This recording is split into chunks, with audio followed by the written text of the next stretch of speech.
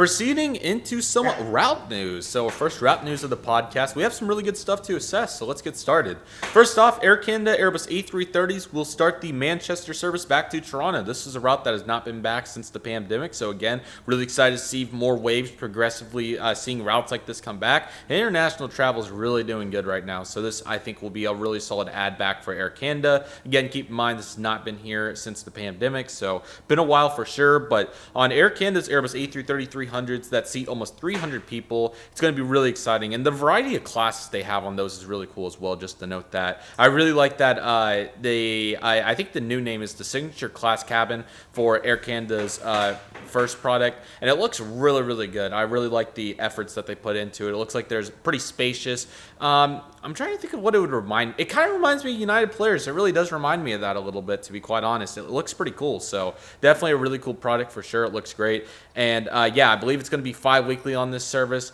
And it's going to be exciting, running from June 1st to October 29th. So very excited for this. I really feel like the travel, international travel is really getting there as well. I'm not sure particularly about Manchester, but I think most of Europe, it's fairly hit or miss when it comes to international travel. But I think for the most part, it's been pretty good. So really excited for sure. I think it's going to be an awesome route. And another just quick side note that's pretty cool. Air Canada Cargo is going to have the Boeing 767-300ER coming into the fleet, which will also be really cool. Excited to see how that will develop for the cargo fleet. And that's one thing I think the pandemic will keep for at least a long time is consistent cargo traffic. I mean, you know, there's a lot of stuff that people are now just doing across the internet. There's no reason to go get it in person anymore. Just doing it across the internet, and it's got to get shipped. Model airplanes, computers, technology in general, flight training equipment, anything that you would need, it's going to be there. So it's quite insane to see this, but again, cargo is just thriving. So definitely some principles to take away, and Air Canada is definitely going to be able to use those 767-300s to the best of their ability. So very cool indeed. Yeah, and going on top of that, we have United Airlines starting 22 Wowzers. Daily flights to London Heathrow this summer. So they are going to have record numbers to London Heathrow. They've never had this number of flights to Heathrow every single day. These will be daily flights. 22 daily flights. That's ridiculous. They will actually become one of the largest airlines into London Heathrow. And I believe they will become the largest airline outside of the United Kingdom operating into London. So that's pretty impressive. They will be 22 flights, and they'll be separated into this. Newark having 7 daily flights. Washington Dulles will have 3. Chicago O'Hare will have 3. San Francisco 3. Denver will be 2 flights a day. Houston 2 flights a day.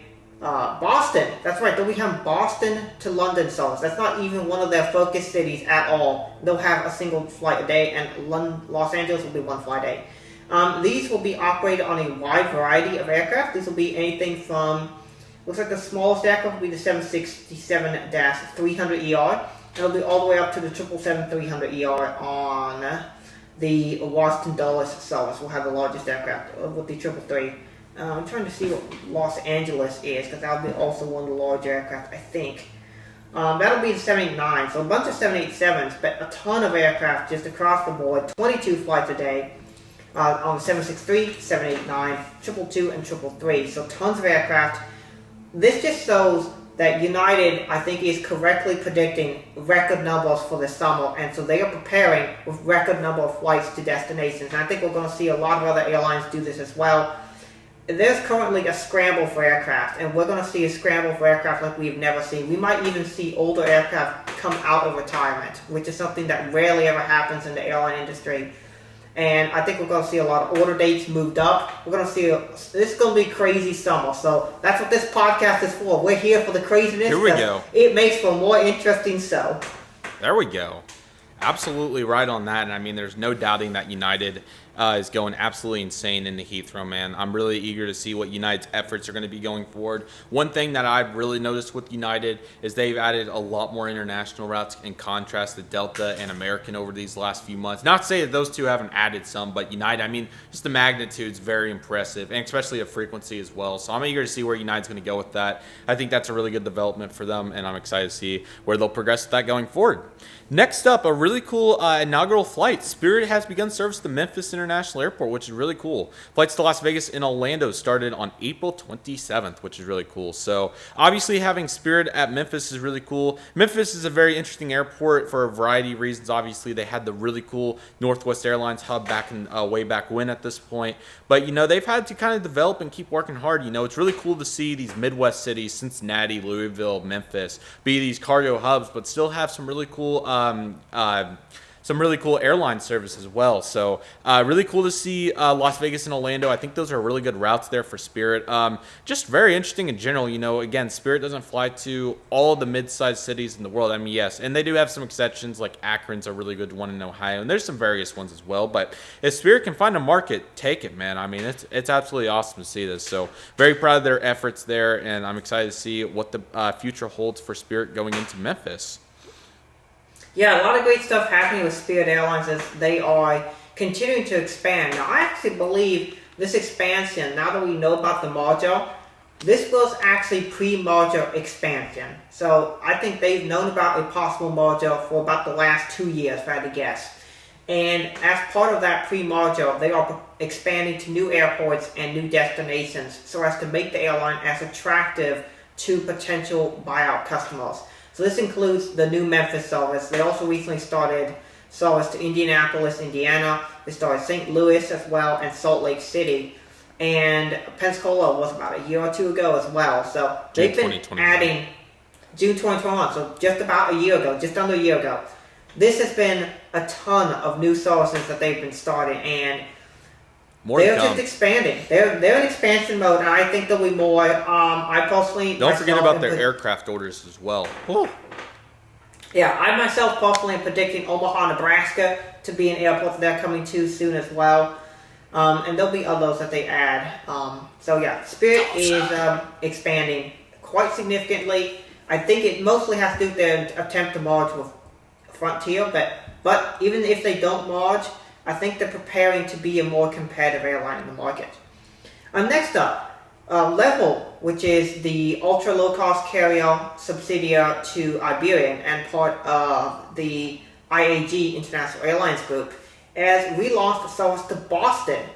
And this is one of the many flights that are coming back. Many airlines are starting back old services. This is one of them. The flight started, I believe, was on May the 2nd on the Airbus A330-200. Yeah. Next on deck, Cathay Pacific to restart Hong Kong to Auckland service in June, which is really exciting. So, again, Cathay's been an airline that's been all over the place as well. They obviously have their 777 situation, which has been quite interesting to say the least, and various routes that have unfortunately not been going. But we will be seeing service to Auckland resume from Hong Kong, which will be awesome. This will be on the Airbus A350-1000, and this will be starting on June 4th, which is really cool.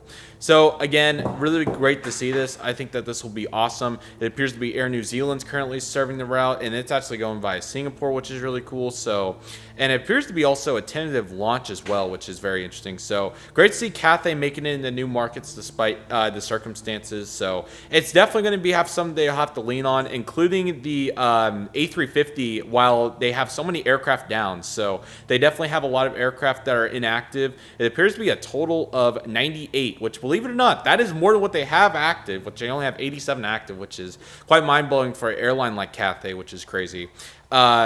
So they got to keep working that Airbus A350-900. It's such a unit for them, and I'm excited to see where they're going to go going forward. Pardon me. So, and keep in mind, man, their A350-1000s are pretty young, only 3 years old. So, really excited to see what's going to happen going forward with Cathay. I think their market's definitely going to be absolutely awesome going forward, and very excited for that. So, Cathay doing work on the Auckland route going forward. Yeah, and in the vein that Red River Aviation mentioned earlier about United really expanding international flights more than any other U.S. airline, yes. Here's another example. United Airlines is to relaunch service to Naples, Italy for the first time. Not Naples, Florida, but Naples, Italy. And this will be out of Newark to Naples. This will be for the summer season. And I believe this is on the 767-300ER. The article doesn't seem to say which aircraft type it will be, but it's still pretty significant that United is adding this flight. I'm going to just say right now, if you want to travel internationally out of the United States this summer, your best option is going to be to take United Airlines, because they will have the most options for you, and they'll have more flights available. And I think Also, they'll have a really competitive price structure as well. That's just my prediction. But United Airlines is killing it right now in the international flight game. So if you want to go to Naples, Italy, direct from a U.S. destination, United now offers that service. That'll be a great addition to their route network. Yeah, absolute W, man. I'm really happy with what United's done as of late. I really like what Scott Kirby's doing with United. I think he's doing a good job in all aspects of the airline, but especially internationally, man. It's such a standout. It's like that really good wide receiver. That's really what I'm feeling like with United on these international routes. So, United, keep it up. Really proud of your efforts. Very excited for what's to come with United. Next up, Air Canada is launching 2 new westbound domestic flights from Quebec, which will be really cool. So, Air Canada, again, they're coming back up and they're resuming some stuff, but not just international services. They're also going to be going for the domestic market a little bit too. They'll be starting service to Calgary and Vancouver as well. So it's really cool to see the transcontinental routes in Canada getting going. I think that's going to be an absolute W going forward for Air Canada. I believe these are going to be on the Airbus A319, which will be really cool for Air Canada Rouge, which will be very nice. So expect a lot to come from Air Canada going forward. It's going to be absolutely awesome. These routes going to be departing and arriving at good times as well. So Air Canada is really putting it to the test, man, and they've been expanding a decent bit. So I'm excited to see what's going to come with Air Canada. I think their potential is endless going forward. And Air Canada, solid airline, proud of their efforts, and I'm excited to see what's to come for Air Canada. Quick interruption, everybody. Hope you guys are enjoying the podcast. I wanted to say you guys are going to hear me say that I missed fleet news. I ended up moving this up to here. I did after the Qantas article, so sorry about the misconfusion, but this is in addition to the route, or I'm sorry, yes, the route news, pardon me. So here we go. My bad, guys. We actually got confused on some route news, so I'm going to quickly speed run some of this basic stuff just so we cover it and briefly talk about it. So, Avelo is going to be beginning new nonstop service from Charleston to Orlando on the 737-700. Really cool to see Orlando become a base for Avelo. I'm really excited for that. We'll talk about that a little bit more in depth when we get some more routes out of Orlando. We do have a few for now, but excited for that. Along with that, Breeze is also going to be competing with them on that route. They announced it right after Avelo did, so really shows you how big these new airlines that are about a year old are going for it all. So very proud of their efforts there. I think that both of them should do pretty well. It's going to be really interesting. I want a load factor comparison on those two, so that's going to be very exciting for sure. It's going to be very interesting nevertheless. Next up, Flair is going to be beginning 2 new services to Puerto Vallarta in Mexico, which I think these will be great routes for this upcoming winter. Service to Calgary and Edmonton are going to be starting, which I think is going to be a really good contrast. You know, obviously you will see some Sunwing and some WestJet and some Air Canada on services like that, but I think Flair is going to really set their purpose, man. It's really cool to see all these airlines starting up. You'll see a lot of news from them too, but also some of our old friends like Spirit and Frontier and United, like we've covered. So again, this is a really good effort from Flair. Very pleased with them, and I'm really excited to see what's to come for Flair going forward. Next up, Frontier is going to be beginning nonstop service from Tampa to Montego Bay, San Domingo, Punta Cana. Sorry, I just had the airport codes. I about forgot. And San Juan. These will be really good routes. I think they may have a couple of these out of Orlando. That would be my assumption there. So these will complement really well. Don't really think they'll have too much competition on these either. I mean, there may be a couple to San Juan, but I think Montego Bay, San Domingo, and Punta Cana, are going to be routes that they're going to be able to go for it all. So very pleased with F9's efforts, and they continue to expand, man. I think they're getting ready to take all these Spirit A320 Neos, so getting ready to go for sure. So excited for that for Frontier. AHA is also going to be beginning 1 new route out of Reno Tahoe to Santa Rosa, which will be awesome. I think that's a cool route, and I'm really happy to see AHA not cutting any routes. So hopefully that means that they're going really well. So really happy with that. And yeah, another really nice route. And I think AHA progressively innovating on their network is definitely the way to go here. So pleased with their efforts and excited to see what's to come for AHA. Last but certainly not least for route news. Again, sorry that we kind of had to speed run some of this stuff, but this episode's already getting a little longer than what I anticipated. So not trying to go fast, but definitely trying to be effective. But Norse Airlines is going to be beginning their first flights from Oslo to New York John F. Kennedy, Los Angeles International Airport, Orlando International Airport, and Fort Lauderdale International Airport. So really excited. They're going to be operating the Boeing 787-9 aircraft types. I think that this will be another really cool new airline. North Atlantic Airways, I believe, is the full pronunciation of that. Really happy to see them going strong. I think it'll be I don't know if it'll quite be exactly similar to Norwegian, but I think that it'll definitely be something to think about in that department. But it's going to be interesting to see how they do. And I think Fort Lauderdale is especially an interesting choice, but the other three as well. And Orlando too, for sure. But JFK and LAX kind of go without saying. So really excited. Going to be excited to see some spotters catch those, and it'll be very, very cool to say the least. Our next article for today will be, sorry, I got a little off track there.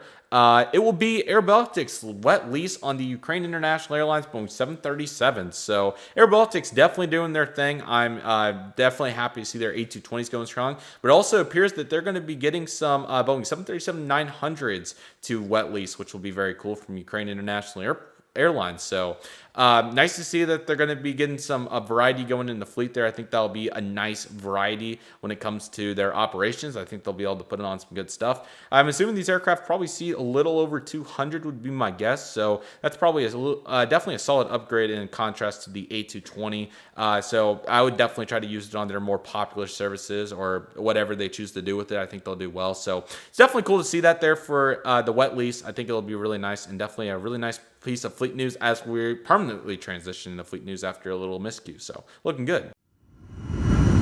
Runway 17, clear to land. Clear to land, runway 17, come on, 257 Kilo Alpha.